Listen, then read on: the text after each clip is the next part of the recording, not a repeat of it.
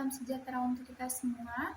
Puji dan syukur marilah kita panjatkan kehadiran Allah Subhanahu wa taala karena atas rahmat dan karunia-Nya kita semua masih diberikan kesehatan, semangat dan kesempatan untuk berkumpul bersama dalam kegiatan hari ini. Yang saya hormati dosen pengampu mata kuliah komunikasi bisnis dan teman-teman, perkenalkan nama saya Bunga Alfiani dengan NPM 0211244140. Pada kesempatan kali ini saya akan menyampaikan pidato dengan tema interpersonal communication, cara seseorang berbicara dengan dirinya sendiri. Yang pertama, komunikasi. Komunikasi tidak selalu membutuhkan orang lain sebagai lawan bicara. Setiap manusia juga pernah melakukan komunikasi dengan dirinya sendiri melalui pikiran, perasaan, dan hati nurani. Proses ini sering disebut dengan komunikasi intrapersonal dan sangat penting untuk membentuk kepribadian serta kesehatan mental seseorang yang mempunyai 3 fungsi utama. Yang pertama adalah untuk mengenali diri sendiri, yang kedua untuk mengontrol emosi, yang ketiga bisa membuat keputusan yang lebih matang. Di sini ada latar belakang. Yang pertama itu, dalam era modern yang sangat cepat, banyak orang yang lupa mendengarkan dirinya sendiri. Pikiran negatif sering muncul karena tekanan sosial dan tuntutan hidup. Banyak sekali individu yang mengalami konflik batin karena tidak mampu berdialog dengan dirinya sendiri. Akibatnya, banyak yang merasa dirinya stres, cemas, dan kehilangan arah hidup atau tujuan hidup. Di sini selanjutnya ada permasalahan utama. Yang pertama itu ada self-talk negatif, yaitu sering berbicara buruk pada diri sendiri seperti aku gagal, aku tidak bisa berguna. Yang kedua adalah kurangnya kesadaran diri atau self-awareness, yaitu tidak memahami apa yang dirasakan sehingga sulit mengendalikan emosinya sendiri. Yang ketiga ada tidak bisa berdamai dengan diri sendiri atau terjebak pada masa lalu, penyesuaian atau rasa bersalah yang berlarut-larut.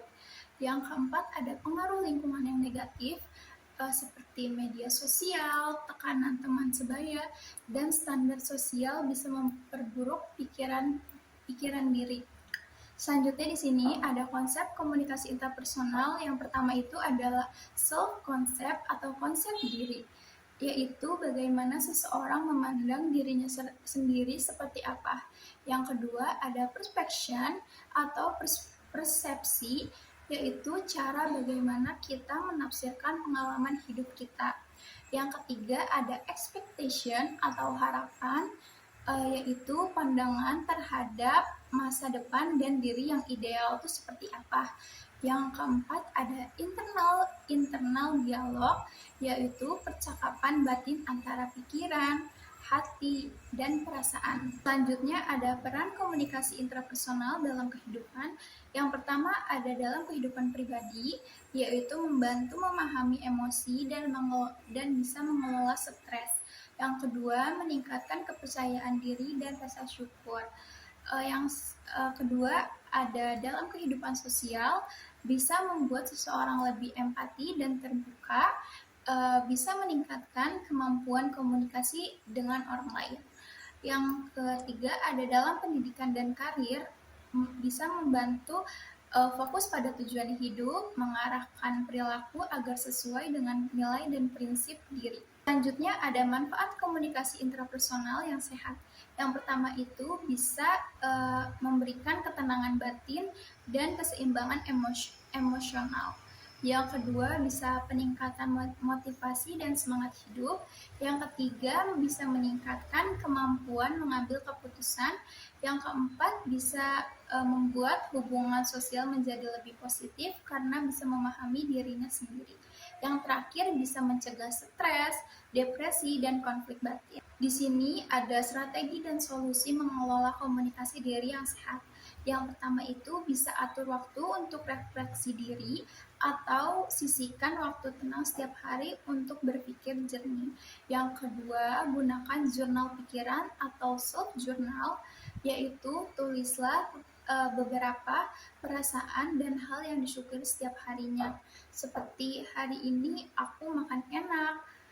Pokoknya tulis hal apapun yang kamu syukuri hari itu. Ketiga, ada bangun self positif, yaitu ganti kalimat negatif menjadi afirmasi seperti aku mampu, aku berharga, aku bisa. Yang keempat, ada meditasi dan mindfulness, yaitu latihan menyadari pikiran dan perasaan tanpa menghakimi diri sendiri.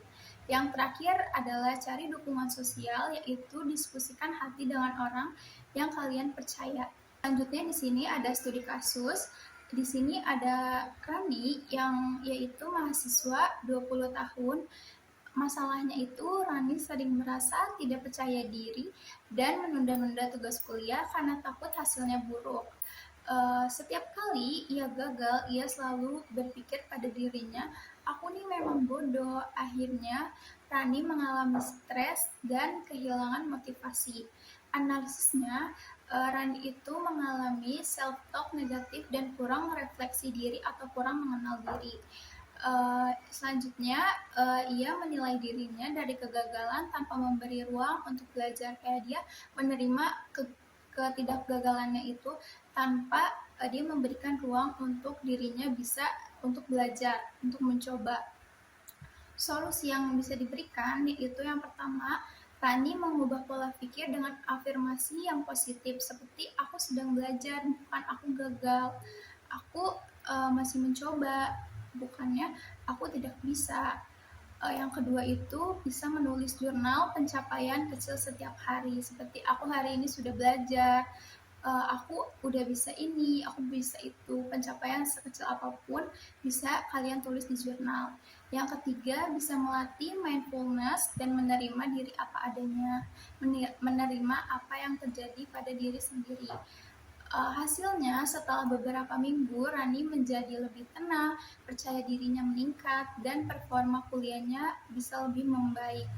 Berkomunikasilah dengan hati, karena di sanalah suara jujur dari dirimu berada. Pergi ke taman memetik melati, harumnya semerbak, menenangkan hati.